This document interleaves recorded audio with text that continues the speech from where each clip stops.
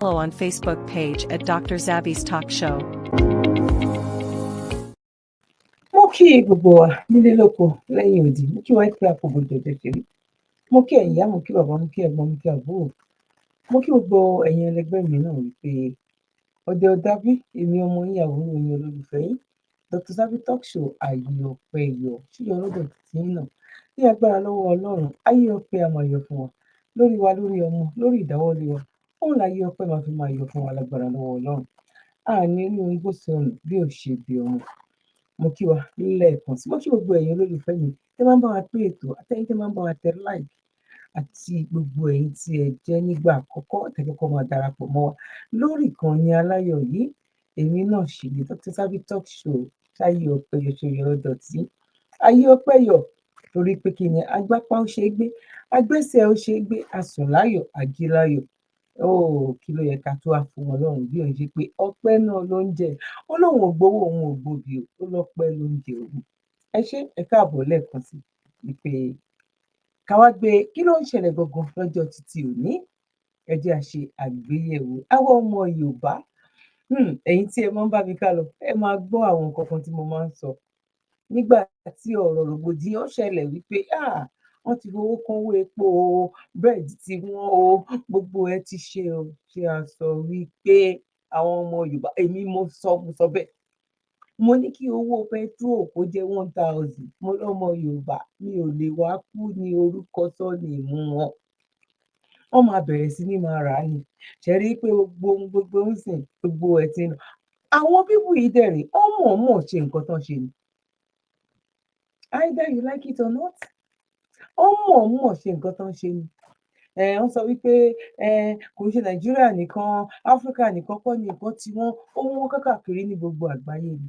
Ṣá lè fi ti gbogbo àgbáyé, ṣá lè fi pé nǹkan tó ń ṣẹlẹ̀ ní Nàìjíríà. Ṣá lè fi nǹkan tó ń ṣẹlẹ̀ ní àgbáyé, ṣá lè fi pé nǹkan tó ń ṣẹlẹ̀ lágbàáyé tẹ́lẹ̀tẹ́lẹ̀ àti nǹkan tó ń ṣẹlẹ̀ lọ́wọ́lọ́wọ́ yìí, èyí tó ń ṣẹlẹ̀ sí Nàìjíríà tẹ́lẹ̀tẹ́lẹ̀ àti ibi tí Nàìjíríà tó bá dé lọ́wọ́lọ́wọ́, ṣá lè fi kí wọ́n run. Èèyàn sùn àtẹni tó kú, ṣá lè fi, ṣé ó jọra wọn? Sísítà mi, brọ́dà mi, bàbá mi, ìyá mi, kò jọra wọn bó ṣe lè hùn kó mọ. Èyí tá fẹ́ gbéyàwó lọ́jọ́ títí òní ilẹ̀ máa fi mọ̀ wípé oh my God, ewu ń bẹ lóko lóńgẹ́ fúnra rẹ̀ gan, ewu gan tún wá wà ńbẹ̀. Ewu ń bẹ lóko lóńgẹ́ fúnra rẹ̀, ewu ni. Àwọn èèyàn wa wọ́n gbé lọ sókè, wọ́n ti wá já wá síbì kan sí. At the end of the day, how market? Everybody ti bẹ̀rẹ̀ sí ní silent, wọ́n ti bẹ̀rẹ̀ wọ́n ti regulate ara wọn pẹ̀lú condition yẹn. Wọn ò pariwo mọ́. Bọ́rọ̀ Yorùbá, bọ́rọ̀ Nàìjíríà bó ṣe rí nìyẹn. Àwọn tó ń dẹ̀ jẹ́ ajẹgúdújẹrá yìí, àwọn mọ àwọn tó ń ṣàdarí wọn wípé kí ni wọ́n mọ bọ́n ṣe mú wa. Ìyá àti bàbá tó bá bímọ tó stubborn, ó mọ bóun máa ṣe mú. Tó bá bímọ tó tutù jù, ó mọ bóun ṣe máa treat ẹ̀. Tó bá tún bímọ tó jẹ́ pé ẹnu ò ká ládùúgbò, ó tún mọ irú ọwọ́ tó máa yọ sí. Bọ́rọ̀ wá ṣe wà gangan ni. Ewu ń bẹ lóko lóńgẹ́ fúnra rẹ̀, ewu ni. Ọmọ Yorùbá, ju gbogbo ẹ̀ lọ, kò tún wá sí ọ̀nà àbáyọ lórí wípé Fúlàní yìí wọ́n yìí ń ṣèkà fún wa. Wọ́n mọ̀ọ́mọ̀ ni.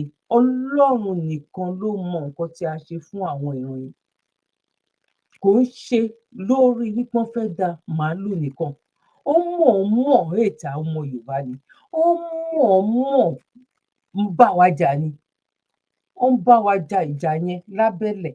Ó ń bá wa jà ní ojú. Èyí tó ń jà lábẹ́lẹ̀ gan, ó ju èyí tí à ń rí wípé ó ń da ẹran lọ. I'm pretty sure wípé àwọn people yẹn gan, ibi tó wọn máa tẹ̀sẹ̀ bọ̀ lórí ọ̀rọ̀ ọmọ Yorùbá. Tí ọmọ Yorùbá bá wọ́n ilẹ̀, tó bá lọ wọ́n ilẹ̀ síbì kan, ipò wọn lọ dà nǹkan sílẹ̀, bóyá wọ́n dà nǹkan sílẹ̀ lọ́nà 10. I'm pretty sure pé Fúlàní máa dà sílẹ̀ lọ́nà 100. Àwọn àgbàlagbà òde fúra, ọmọ kékeré ò fúra, àgbàlagbà ò fúra. Ìwọ̀nba àwọn tó wá fúra, wọ́n ń kógun bọ̀ ní, wọ́n fẹ́ fogun jà wá ní, nǹkan tó máa jẹ ní, torí ẹ̀ náà ṣe ń pariwo owó orí íńtánẹ́ẹ̀tì ní, owó this, owó that ní. Brother my sister mi, ẹ má jẹ́ kí n sọ̀rọ̀ púpọ̀ jù. Ìyẹn la máa fi mọ̀ wípé oh my God, ewu ń bẹ lóko lóńgẹ́, tàbí báwo ló ṣe ń sọ. ewu ń bẹ lóko ló ń gé fúnra rẹ̀ gan, ewu gangan ni. Now ẹ jẹ́ ká wá lọ wo nǹkan tó jẹ́ wípé ó bà ní nínú jẹ́, ó gbomijé lójú èèyàn wípé aṣọ ti tán, aṣọ ti débi, aṣọ ti délẹ̀ báyìí, aṣọ ti lọ pátápátá. Ibo ni ká ti bẹ̀rẹ̀? Mi ní gbà wá lákòókò. Mo dúpẹ́ lọ́wọ́ ẹ̀yin tẹ́ ti bá wa pín ètò, mo dẹ̀ dúpẹ́ lọ́wọ́ ẹ̀yin tẹ́ ti bá wa tẹ like àti ẹ̀yin tó jẹ́ nígbà àkọ́kọ́. God bless you. Now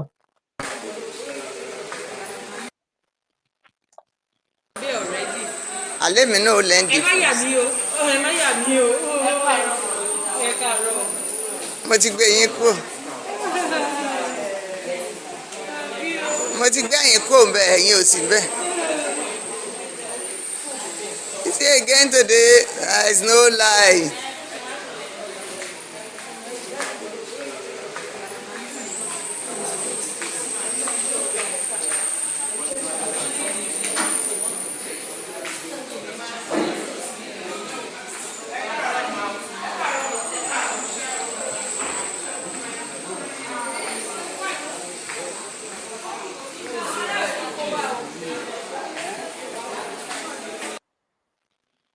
mo kí ìyá wa olóríire, ìyá alálùbáríkà, àwọn tí wọ́n fi ọkàn àti ara tán fi ń ṣe ọ̀rọ̀ Yorùbá nation, Nàìjíríà náà wà. Ọlọ́run kó bá mi ṣe dáadáa fún wọn. Mo mọ̀ pé wọ́n á wo fídíò yìí, àwọn náà bá mi ṣe fídíò yìí, àwọn náà fi ránṣẹ́. Ẹ lè gẹ̀ẹ́sì ibi tí ẹ wò yẹn. Ẹ̀yin tẹ́ ẹ̀ bá wò ó tán báwa ṣe máa ń ṣe program wa, tẹ́ ẹ̀ bá wò ó débi tó parí sí ní mọ ibi tá à ń lọ. Preamble àkọ́kọ́ gbé wọlé, exercise àkọ́kọ́ máa warm, àkọ́kọ́ máa ṣe exercise, a little bit exercise. Ṣé mo pé tó bá fẹ́ exercise ò ní ṣe gbàmù, kọ́kọ́ máa lọ sáwọn light one, òun ni. UCH nìbàdàn, òun náà ṣò yẹn. Ṣé mọ̀ wípé wọ́n ní bóyá ẹ̀ gbọ́ nǹkan tán kọ́kọ́ sọ níbẹ̀rẹ̀? Ẹ jẹ́ ká gbọ́ nǹkan tán sọ níbẹ̀rẹ̀. Ẹ má yà mí o, ẹ má yà mí o, ẹ káàárọ̀. mo ti gbé yín kúrò mo ti gbé yín kúrò ń bẹ ẹ̀yin ò sí bẹ́ẹ̀. You see again today there is no lie. Ṣẹ̀gbọ́n ní you see again today there is no light. You see again today there is no light. Ó lọ sí clinic ni. Àwọn mọ́mì tó ń sọ̀rọ̀ 70 plus náà wà. Kò yé yín sìn, wọ́n lọ sí clinic ńbẹ̀ ni. Èyí tó kọ́kọ́ lọ máa gbé wá, ọjọ́ tó kọ́kọ́ lọ yẹn wọ́n sẹ̀ǹdẹ̀ sí mi, ẹlẹ́ẹ̀kejì tó lọ lélẹ̀ UCH nìbàdàn, níbi tó jẹ́ pé àwọn ará Saudi wọ́n ti fly over there nígbà náà lọ́hùn láti lè wá gba treatment ní UCH nìbàdàn. Ní Ìbàdàn yẹn bóyá bíi 50 years ago, something like that, nígbà tó ṣì ń jẹ́ tó bá ń gbọ́ tó máa sọ pé àpadà sí aburú, àpadà sí ìgbà, àpadà sí aburú tó wá Nàìjíríà kò lè padà sí ìgbà mọ́ àyàfi tá a bá ṣe kí ni tó ní kálukú bá lọ lọ́tọ̀ọ̀tọ̀. Kékeré wà lélẹ́yìí o, kékeré. Ẹ jẹ́ ká kọ́kọ́ lọ wo week tó wọ́n kọ́ lọ, bóyá bíi 2 weeks, bóyá something like that, bóyá bíi 3 weeks or 2 weeks ló máa jẹ́ tán fi lọ sí tán fi lọ sí clinic. Ìgbà tán kọ́kọ́ lọ kò sí iná. Ẹ wá imagine ẹni tí wọ́n bá ń ṣe surgery fún. Ẹ imagine nǹkan bọ́ síta nígbà kan tán ni most gbogbo nǹkan tán kó síbẹ̀ nínú iṣẹ́ gbogbo ẹ̀ náà ti lò ní gbàǹjo náà ti tà. Now èyí tó wọ́n kọ́ lọ lélẹ́yìí o. Ìṣẹ́jú anybody.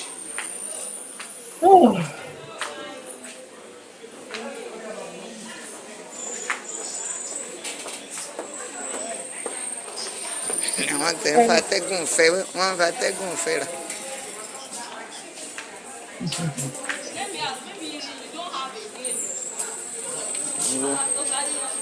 Ìwọ dáhùn àwọ̀ yọ.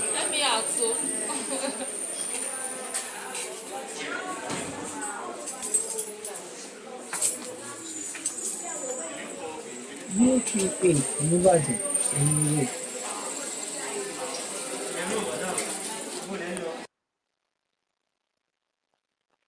Ó yẹ wá sọ fún mi, ó yẹ sọ ìgbà wo ló máa dá.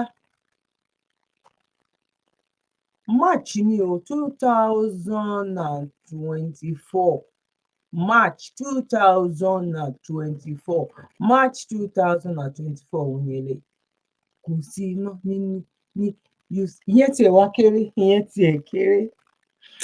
kéré kékeré nìyẹn tí mo máa gbé wá lẹ́yìn ẹ̀ kò worse ó horrible ni ìyá mi bàbá mi Yorùbá nation nìkan ló lè ṣe ká kúrò ká pín kóníkálukú lọ ń lọ ẹ̀ òun nìkan ni ìwọ tó wá sọ pé ìwà ni wọn Nàìjíríà kòtò burúkú ló ń gbẹ́lẹ̀ fa àrọ́mọdọ́mọ ẹ̀ àwọn tàdé sọ wípé a fẹ́ lọ yìí tó bá jẹ́ wípé pè ní bó bá jàdùà ní tó bá di ọjọ́ iwájú á fi kan máa ránṣẹ́ fún wa ńbẹ̀ á fi máa ránṣẹ́ sí wa ńbẹ̀ now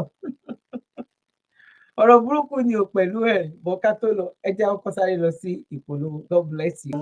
òun náà lẹ́ni kejì rẹ̀ tọ́jú rẹ̀. Zabi Life Saver Foundation àánú lolówó fi rán wa la fi ń sọpẹ́ fọlọ́run àwọ̀ ẹ̀dá tó ń jẹ́ aníparẹ́ láyé àwọn èèyàn tá a sì ti ń sọpẹ́ pàtàkì gbogbo olólùfẹ́ wa jákèjádò àgbáyé àwọn tó ń bá wa gbowó ṣètò ìrànwọ́ yìí lọ́nà kan àbí kejì lóòótọ́ ẹ̀yin gan lè jìká tí ò jẹ́ kórí ó jábọ́ lórí ìkànnì Zabi Life Saver Foundation àkàìmọye ènìyàn lọ́lọ́run ti fọwọ́ tọ́ nípa pé ká mú lára bíntín tọ́lọ́run fún wa tá a fi ń ṣàánú àwọn èèyàn tó kù díẹ̀ fún láwùjọ wa láì fi tẹ̀sìn ẹ̀yà èdè àti àwọ̀ṣe rárá sẹ́ẹ̀rí bọ́lọ́run ṣe ń lò wá lórí ìkànnì Zabi Life Saver Foundation táwọn fúnni níṣẹ́ gbalẹ̀ fúnni lóúnjẹ tá a ti ń sanwó iléèwé àwọn ọmọ tí ò lóbìí àti àwọn ọmọ tó kù díẹ̀ fóbi wọn láwùjọ lọ́pọ̀ ìmọ̀ye ìgbà láti yọjú tá a ti gbóúnjẹ lọ fáwọn tó wà nínú ìhámọ́ táwọn olóyìnbó ń pè ní correctional center lọ́pọ̀ ìgbà tá a bá lọ sílé ìwòsàn fún àbẹ̀wò àti pé ká gba àwọn ènìyàn tí ò rówó san lẹ́yìn ètò ìwòsàn wọn àánú àṣewá púpọ̀ nítorí ohun mèremère ohun tá a máa ń bá pàdé lọ́hùn àti ọ̀gọ̀ọ̀rọ̀ àwọn ènìyàn tó ti parí ètò ìwòsàn tí ò rówó san léyìí tágbára wa nìkan ò lè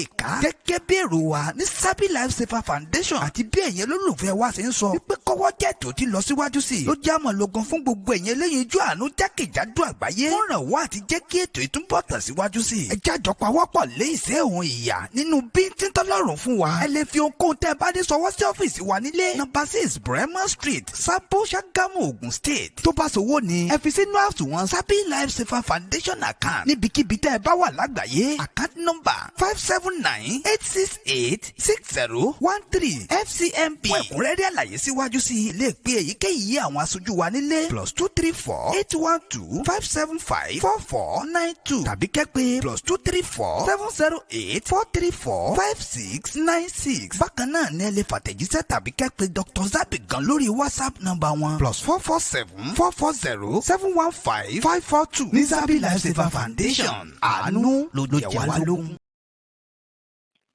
ẹ káàbọ̀ sórí ètò lẹ́ẹ̀kan sí mo kẹ́yìn ìyá mo kẹ́yìn bàbá mo kí ẹ̀gbọ́n mo kí àbúrò ìpè àkóbójú ọjọ́ sórí láì má gbára wa lákòókò kó tó di pé mo wá fẹ́ lọ gbé gudugudu méje ẹ̀yà mẹ́fà wá ẹ jẹ́ ká kọ́kọ́ lọ sí àwọn tí mo sọ wípé wọ́n mọ̀ ètò wa ni bóyá wọ́n gbọ́ history kan ni o bóyá ìtàn kan lọ́ gbọ́ ni o bóyá àjọdá bísínẹ́sì bóyá àwọn ìran wa ò wọ́n da bísínẹ́sì papọ̀ pẹ̀lú wọn wọ́n wá gba owó lọ́wọ́ wọn ni nobody knows kọ́lọ́run kó ṣàánú wa lọ́wọ́ àwọn Fúlàní àwọn ajínipa àwọn oníwàhálà ẹ̀dá yìí tó jẹ́ pé omi wàhálà náà fi bí wọn òun ló fi rọ́wọ́ òun ló fi wò wọ́n dàgbà àfi kọ́lọ́run kó gbà wá ní now.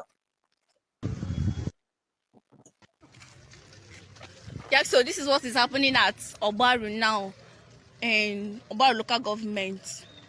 Obaru came together today to drove all these headsmen today. A lot of things happening today in Obaru. Obaru is kind of so hot this morning.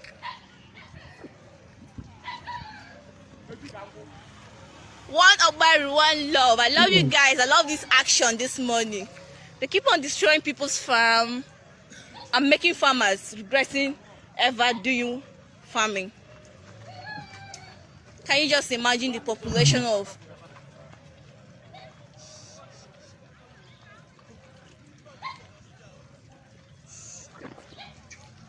just imagine the population.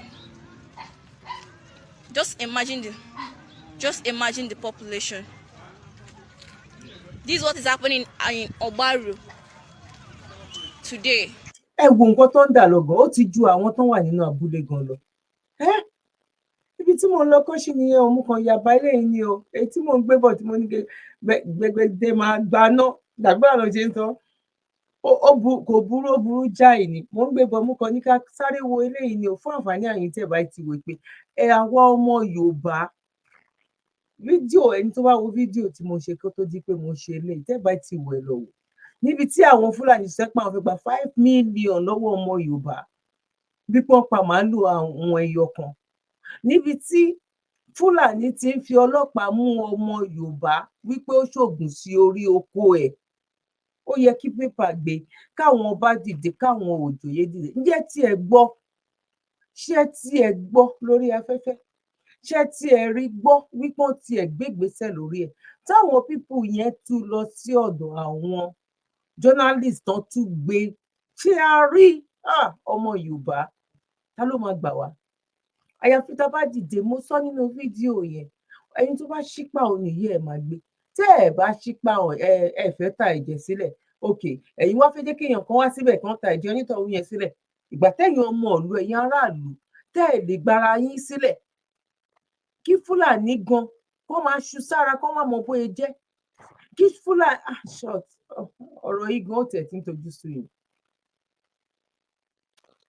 because ẹni tó bá fẹ́ ṣe kinní kan mi mọ nǹkan tí mo lè sọ ń bẹ̀, mi ò mọ̀ wọ́n ti lé àwọn èèyàn kúrò nínú ibi tán ti ń dáko, wọ́n ti lé wọn kúrò ojoojúmọ́ ni everyday ó dẹ̀ ń ṣẹlẹ̀. Àwọn ìjọba, àwọn governors wọ́n dẹ̀ ń pretend bí ìgbà tó jẹ́ pé nǹkan kan ṣẹlẹ̀. Ẹ̀yin ẹ wo This is what is happening in Obaru today. ẹ wo adúrú màálù, ẹ wo àtìgbà. This is what is happening in Obaru today. Ẹ wo àtìgbà tó ti ń ṣò Obaru, fídíò yẹn, all the youths, elders of the villages in Obaru, this is what they are doing today, and I love that. Obaru, one love. Ọsọmọla ụmụnankwọ ọgbakọba ochuche akelozizo atani ọdẹbẹ ọyẹta. This is what they are doing today. They're driving the X-Men out to Uga Junction for them to find their way out of Obaru. This is what is happening in Obaru local government today. I love the action. The action is massive. You can see it. Very massive. Guys are not smiling. Obaru used to not smiling this morning. When I mean they're not smiling, they're not smiling. You can imagine. Watch population of Nama in one local government. Just imagine. Can you imagine? Oh my God.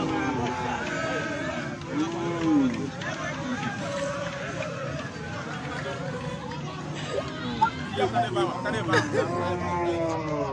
mọ àṣà tó bá wà ní ọkùnrin tí àwọn èèyàn òun ló fi ṣe ẹbù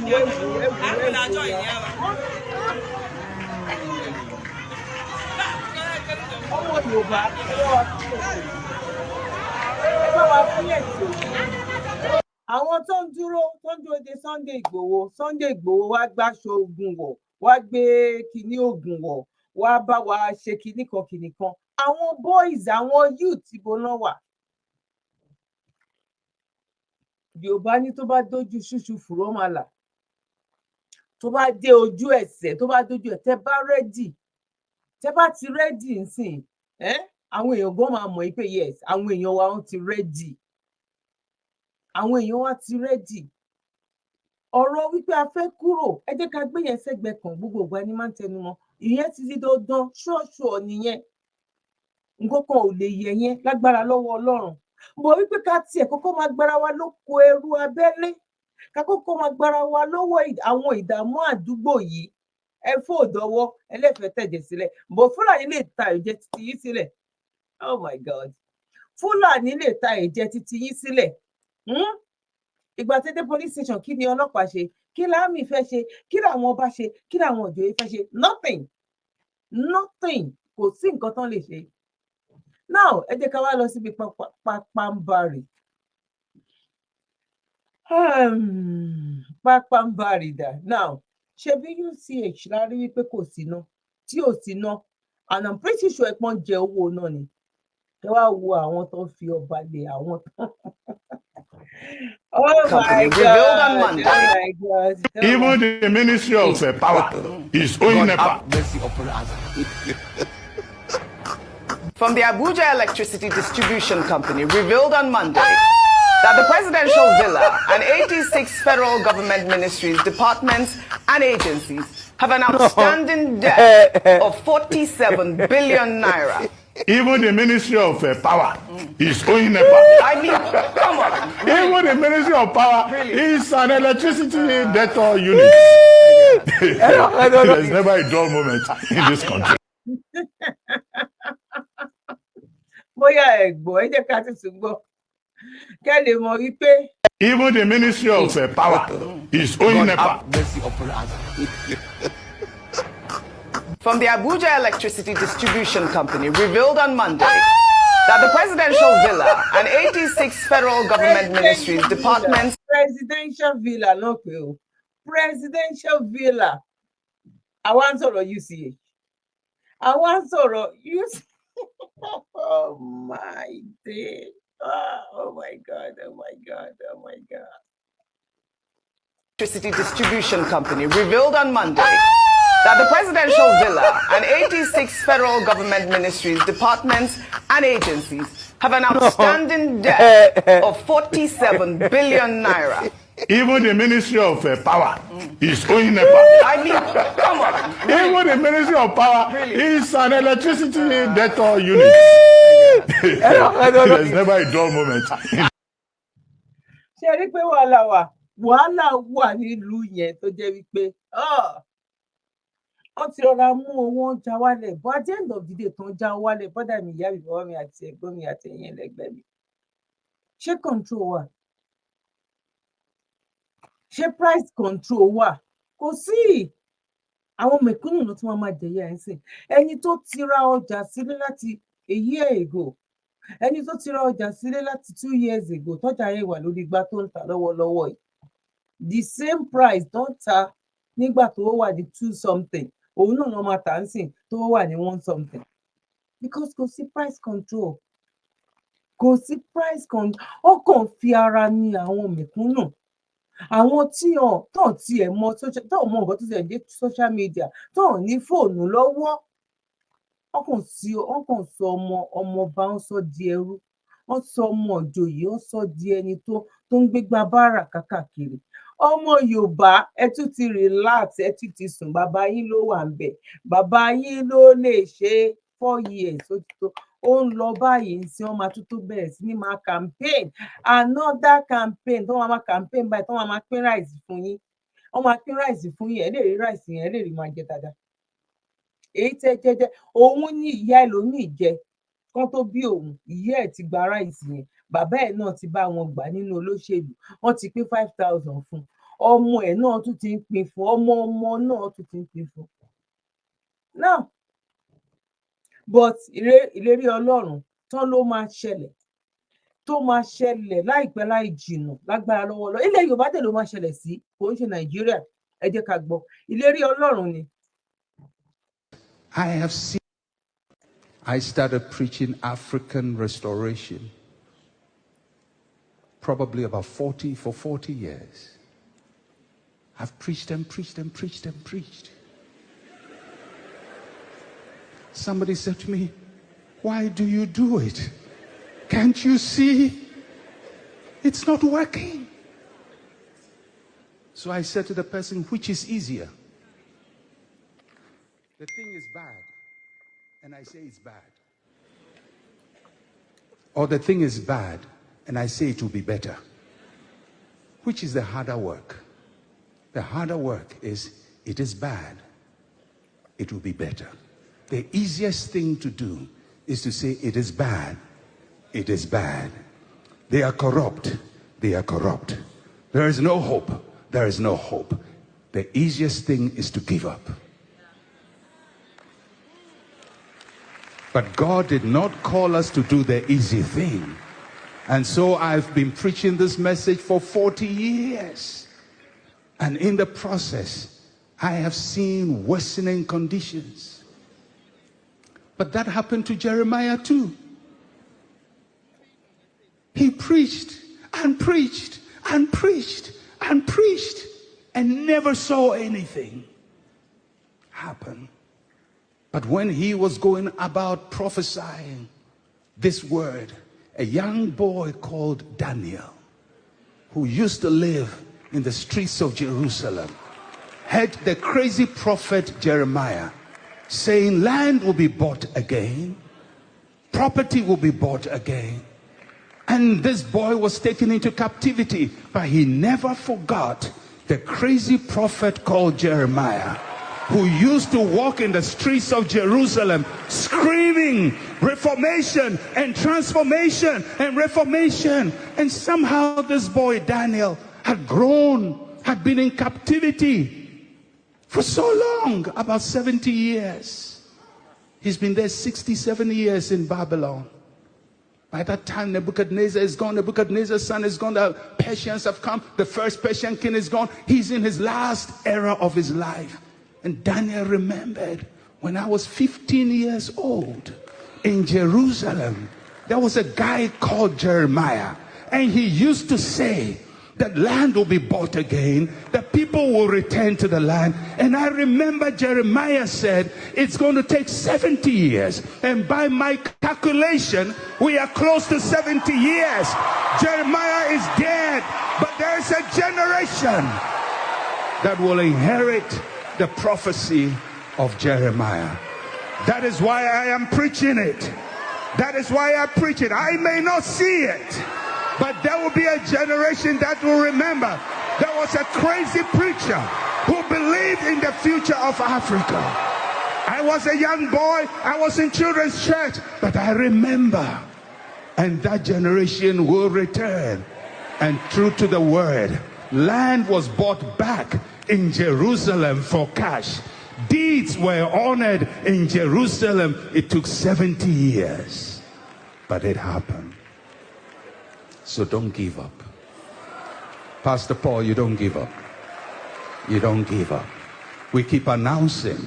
We keep announcing. We keep announcing. We keep announcing. Because there will be a generation that will remember. And when they do, everything God is speaking now will become a reality in their time. And may the Lord give us the passion never to stop the announcement. It's a new day for Africa. It's a new day for Nigeria. Nigeria will be the leading nation in the world. The GDP of Nigeria will overtake the United States. Bishop Jake, sorry about that.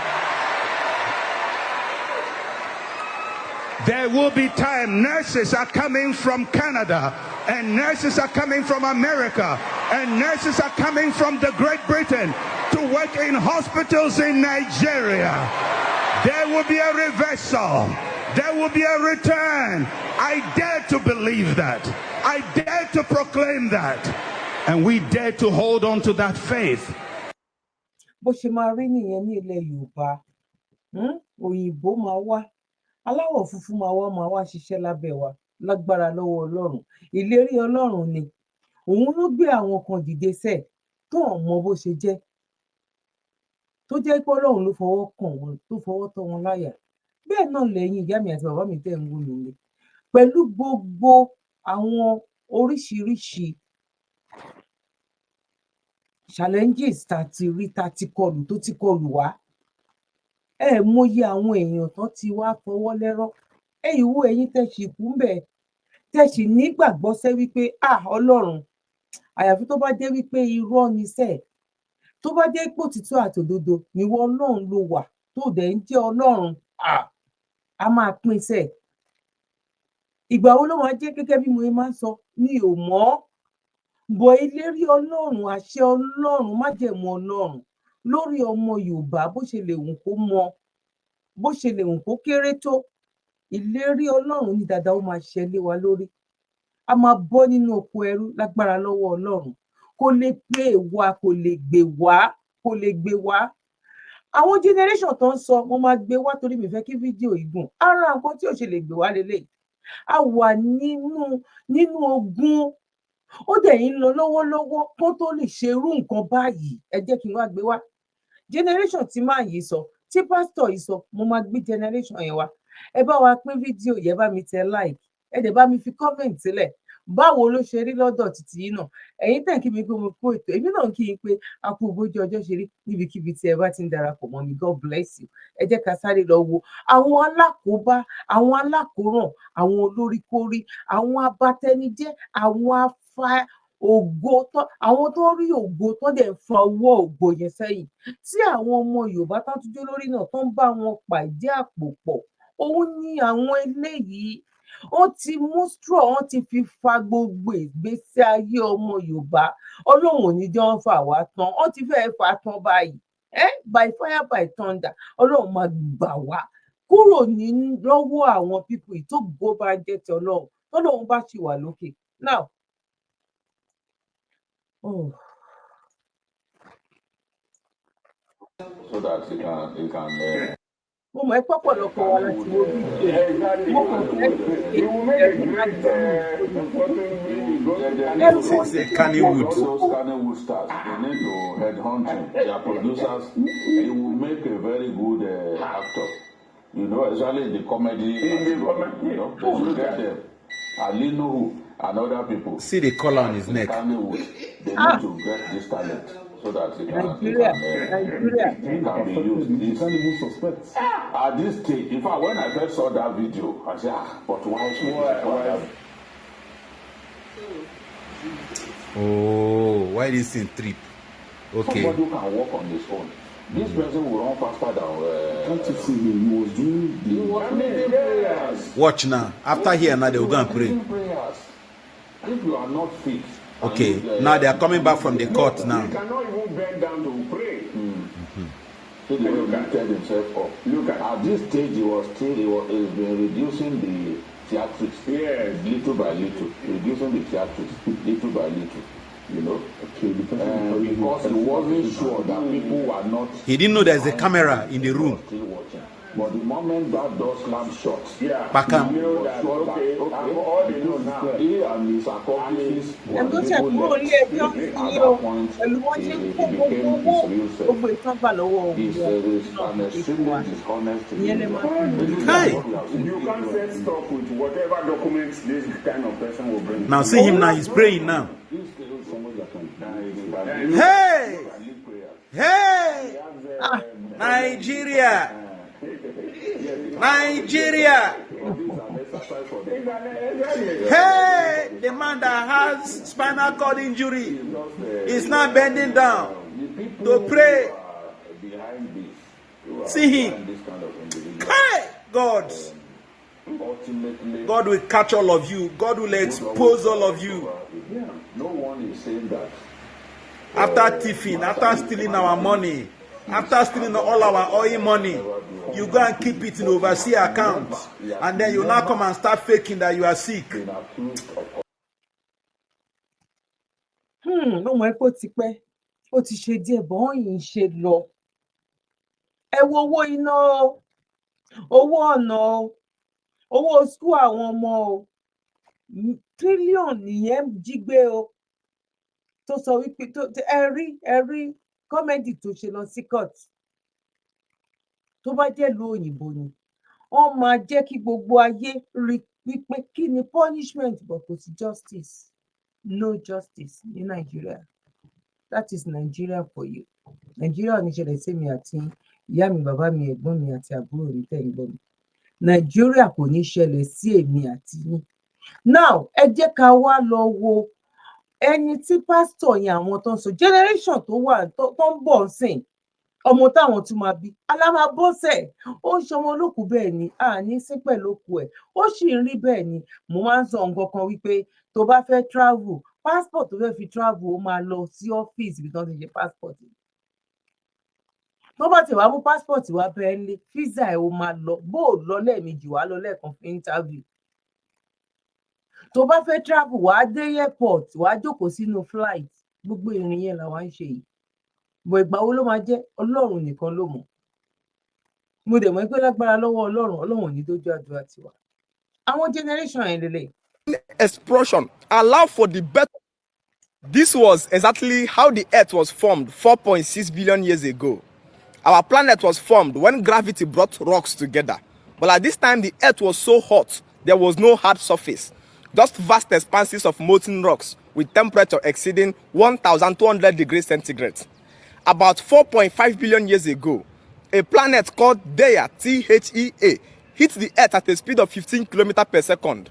And the shock wave that was created spread rapidly, spewing huge amount of debris in the space, and eventually it formed our moon. And as a result of this violent collision, the earth's speed of rotation became so fast that it only lasted 6 hours a day.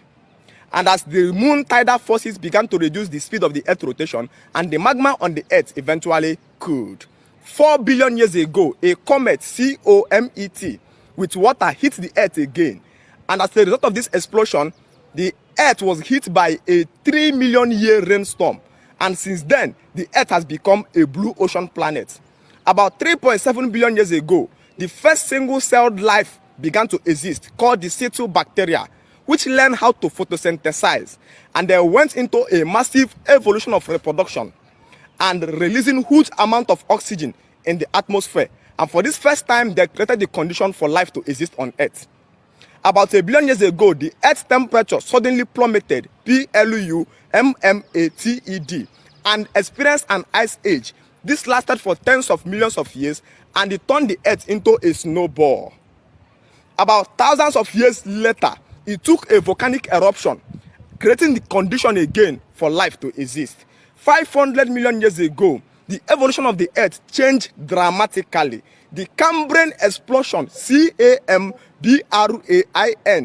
Cambrian explosion, allowed for the birth of the countless plants and animals today.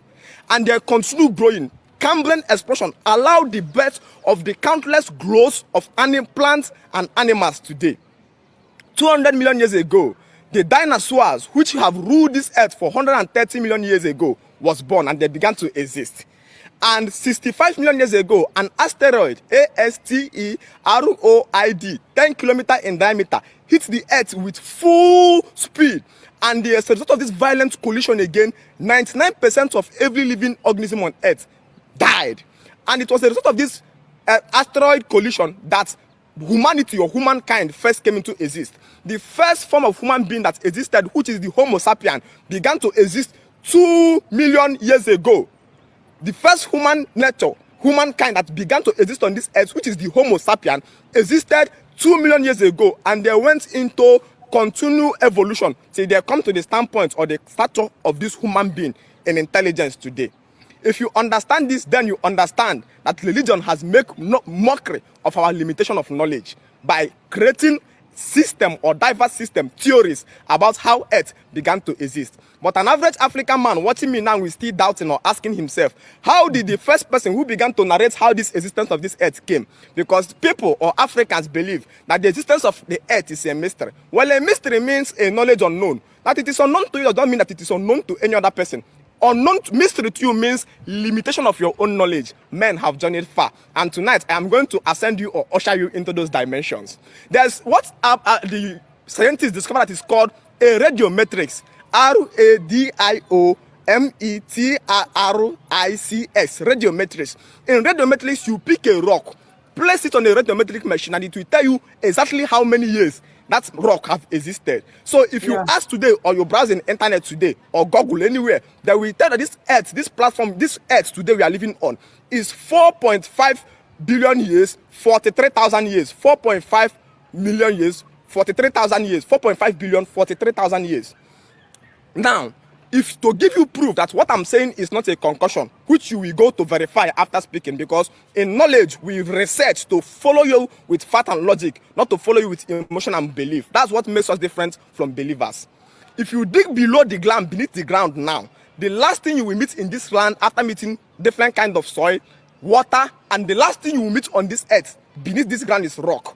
And for people that have judged outside this space, they will discover that what encloses the earth or what covers the earth is a rock. That's why I thought that the earth was formed 4.6 billion years ago when gravity assembled this rock together and by oscillatory motion binded them together.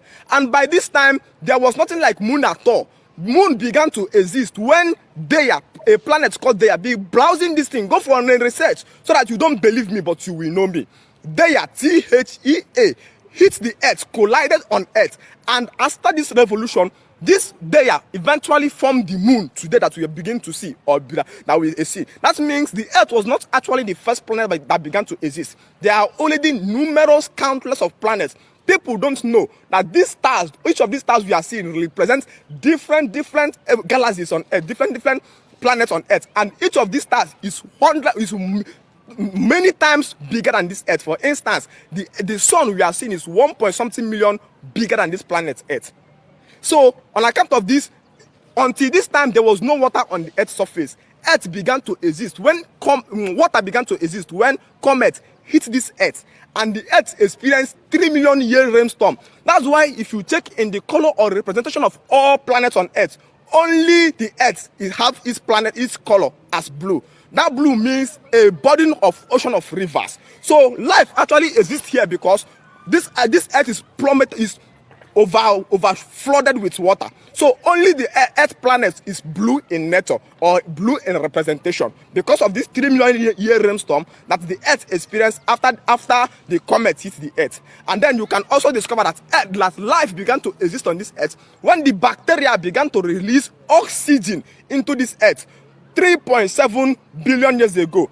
And as time goes on, it was eventually the Cambrian explosion that first led to the birth of plants and animals into this Earth's surface. And today you can see scientists find dinosaurs, take it to radiometric machine and tell that these dinosaurs have lived for 100 and something million years ago. So the stories of Earth existing 2,000 years ago, or as Christendom have manufactured it, is just a fable story. This is religious activities. People will find this thing a little bit difficult to believe or to know because the religion have inculcated rubbish in their membrane for a long time. But if you actually have a phone and you can place a phone call and somebody from London today can hear you, and it is not a mystery to you, then what then makes it impossible for men to journey or to drive a machine that can explain explicitly how this Earth was formed? And after this live session, I'm going to post the picture or the video representation in our main WhatsApp group so that people in our WhatsApp group can see the visual representation of what I'm talking about, of how this Earth formation was formed. Religion has crippled the mindset of Africans and take advantage of the limitation of his knowledge to mesmerize him, to tell him that life started in the Garden of Eden. And it pained me a lot that most of African graduates, doctors, biochemists, engineers stand up small and begin to teach their children that Adam and Eve, that was how the Earth began to exist. Lack of limitation of knowledge. We want to grow in knowledge, and the first thing people want to know is how did the Earth came to exist? How was I formed? You are not created by anybody. There was nothing like first man. The Earth began to exist, and man was a product of the evolution of humanity. That was why the difference between the blood of a chimpanzee, a chimp, the difference between the blood DNA of a chimp and human being is just 1%. A chimp have 99% blood of a human being. It was only 1% difference.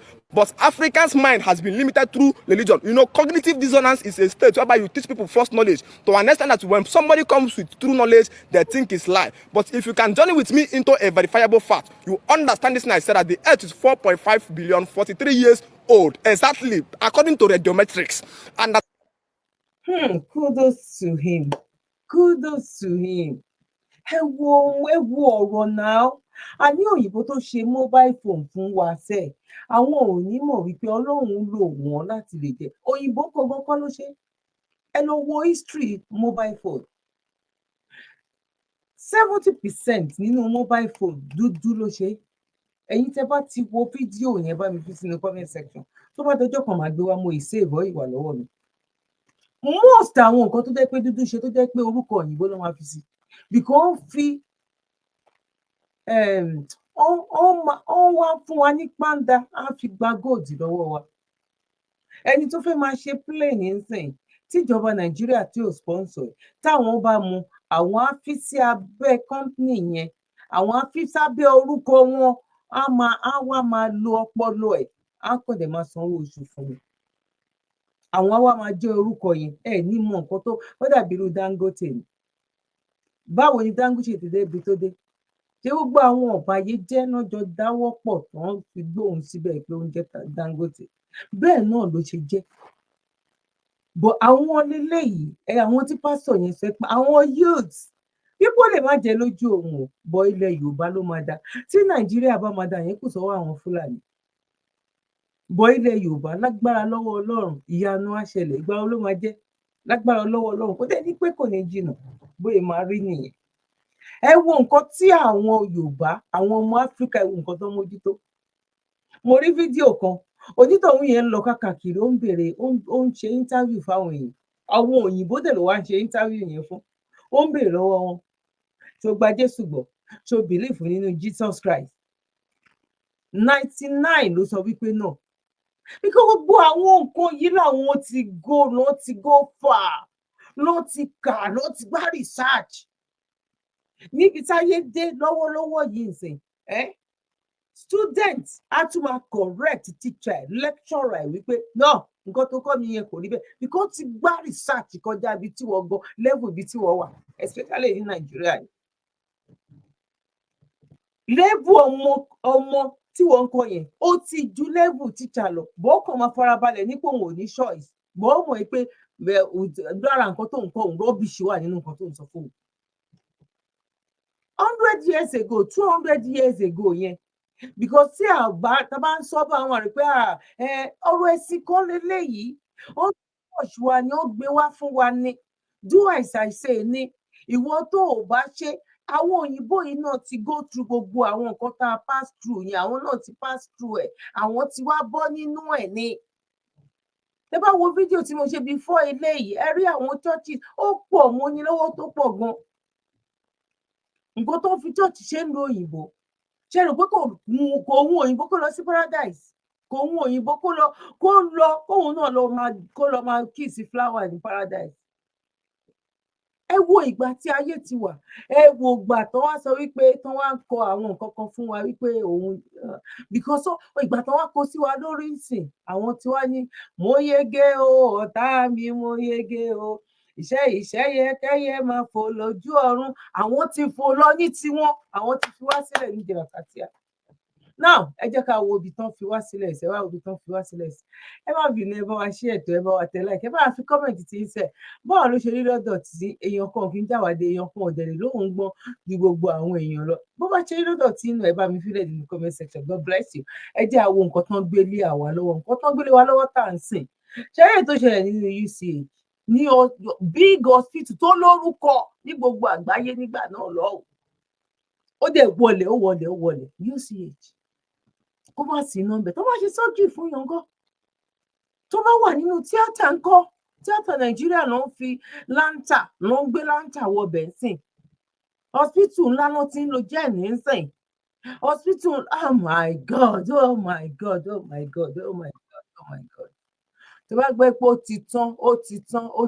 ti tán oníkálukú jẹ́ rí tèmi ṣe lọ́dẹ̀ ń ṣe ń bẹ̀ ní ìjọba ọmọ tó wá polówó fún yín ẹ máa tó máa jó ijó ẹ̀sìn kiri tẹ̀lé wọn lẹ́yìn máa tó máa jó ijó tẹ̀lé wọn lẹ́yìn ijó ẹ̀sìn ijó òṣì ijó ìyà náà.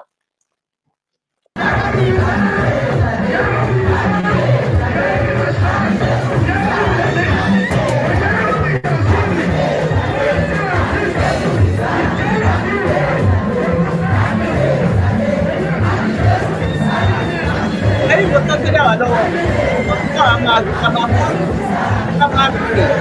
ká máa káńtà tó gbé wa lọ́wọ́ lélẹ̀.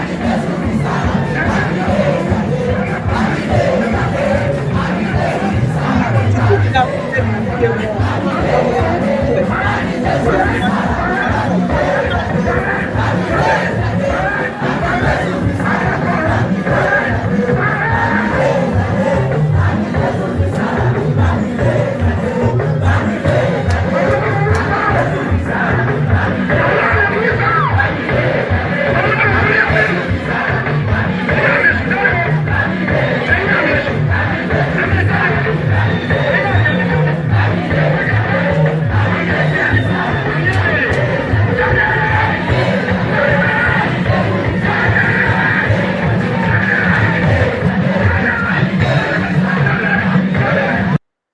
ṣẹ́rí bóyá ń ṣe àwọn aṣòfin máa mọ̀ ṣẹ́rí bóyá ń ṣe ìgbà tí ò sí ìjọba ṣé tíṣẹ́ bá wà tó ò mọ̀ wípé problem táwọn ní ìjọba ló dá sáwọn láyà because tó bá ti lọ bí iṣẹ́ tó ti rẹ̀ báwo lè fẹ́ ráyè láti lọ ṣe gbogbo nǹkan tó ń ṣe.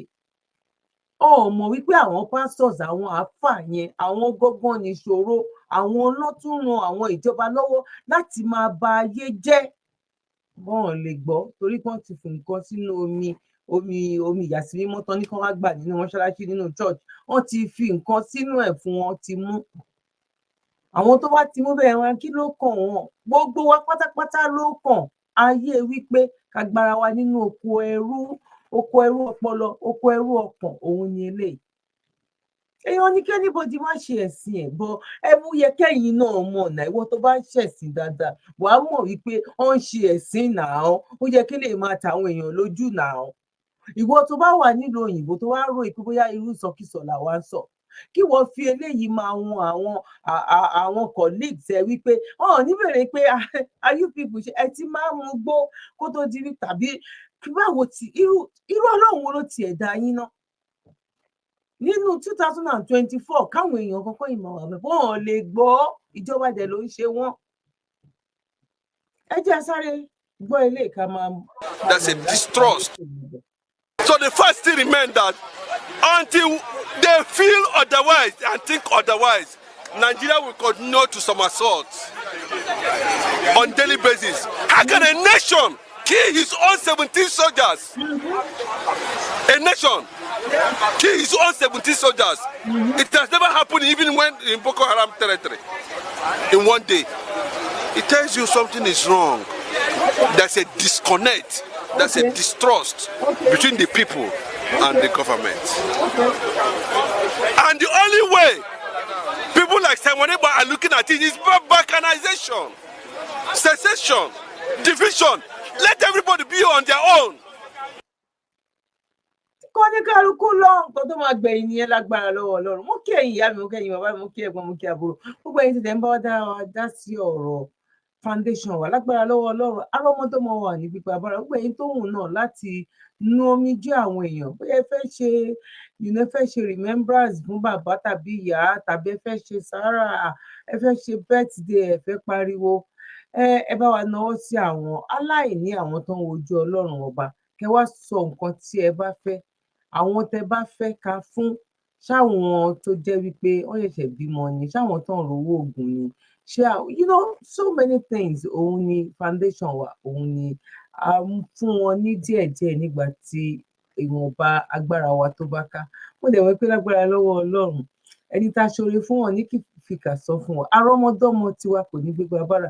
Ọlọ́run á wọlá àwọn tí ọ̀mọ̀ wá rí tó ń jẹ nínú ìlágùn wa ojú ò ní pọ́n wa ní kí owó kó àtijọ́ ní nọkàn tán ká tó rí mi ní rògùn àkóbá ní rògùn àdábá gbogbo nǹkan tó ń dùn wá lọ́kàn àbá náà lọ́wọ́ ọba pàdé lórí ẹ̀ lórí wa lórí ọmọ lórí ọkọ lórí ìdáwọ́lé wa lágbára lọ́wọ́ Ọlọ́run aráàánú Ọlọ́run aráàánú ènìyàn oore òjijì á wá èmi àti yín rí no going back ni o Yorùbá ni mí Yorùbá ni ìran mi mo kí wá pa kú bójú ọjọ́ ṣe rí lẹ́ẹ̀kan sí gbogbo ẹ̀yin tí ẹ bá ti bá wa like ẹ bá wa fi kọ́mẹ̀ntì tí yín náà sílẹ̀ báwo ló ṣe rí gbogbo ẹ̀yin tí máa ń send short video sí mi mo kí yín mo mọ̀ lóore God bless you mo kẹ́yìn bàbá mi mo kẹ́yìn ìyá mi mo kẹ́gbọ́n mo kí àbúrò ìpè àkóbójú ọjọ́ ṣe rí kò ní sú wa kò ní rẹ̀ wá ní agbára ní ọwọ́ Ọlọ́run ìbẹ̀rẹ̀ máa dúró sí lọ́jọ́ títí òní ẹ̀yin ni mo máa rí èmi náà lẹ máa rí lágbára lọ́wọ́ Ọlọ́run nífẹ̀ẹ́ ọkàn wa ṣàwátì lágbára lọ́wọ́ Ọlọ́run. God bless you, one love, bye for now. You're welcome.